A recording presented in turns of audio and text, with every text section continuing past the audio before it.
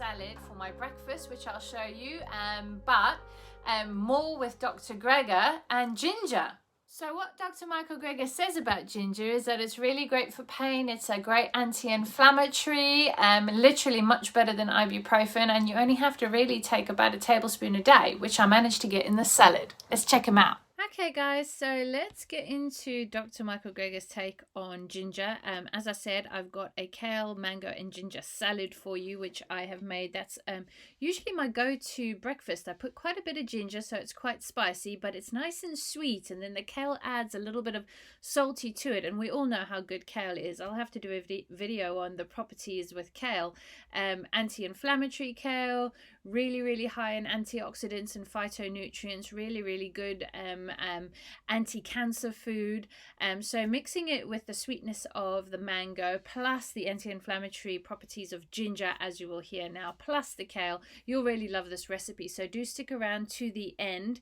Let's get into the Dr. Michael Greger video quickly, just so we can hear a bit on ginger. I'm not going to go through the whole bit. I will link the video in the description below if you want to watch the whole video yourself.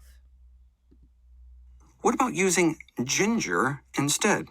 In that marathon study, the most common adverse effect of taking the drugs was gastrointestinal cramping.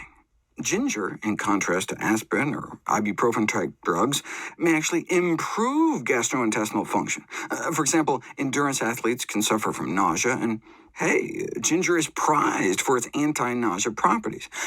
Yeah, but does it work for muscle pain?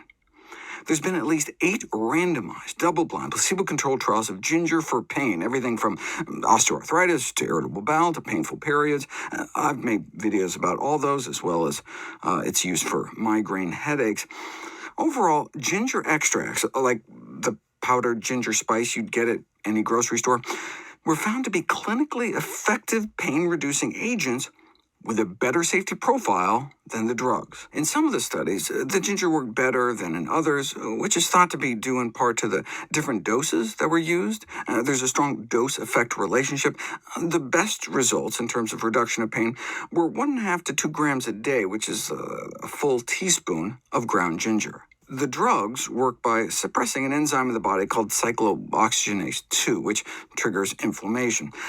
The problem is that the drugs also suppress cyclooxygenase 1, which does good things like protect the lining of your stomach and intestines. So since the inhibition of COX-1 is associated with gastrointestinal irritation, if only we could selectively inhibit the inflammatory one, that would offer kind of the best of both worlds. And that's what ginger seems to do. Okay, so there you can see he explains that when compared to drugs like ibuprofen, ginger manages to only isolate the COX-2, and COX-2 is the inflammatory response which our body produces when we're in pain. So it stops us from feeling pain if we can inhibit COX-2 without actually inhibiting COX-1, and that's a good thing because COX-1 is really good for our digestive tract, etc. So at the end of it, what we've learned is that ginger is really great anti-inflammatory if you are suffering migraines, menstrual cramps, if you're just an athletic type person and you have muscle pain. Ginger is what you want to get into your diet. I managed to get a tablespoon of fresh ginger into my breakfast this morning, which was the mango and kale salad, which I will show you now.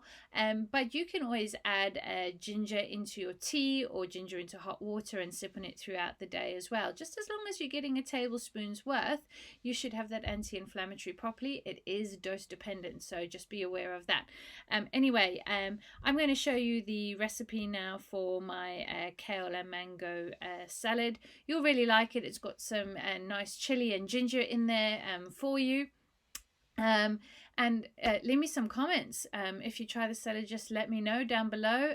I will obviously, as I said before, link the Dr. Michael Greger video into the description.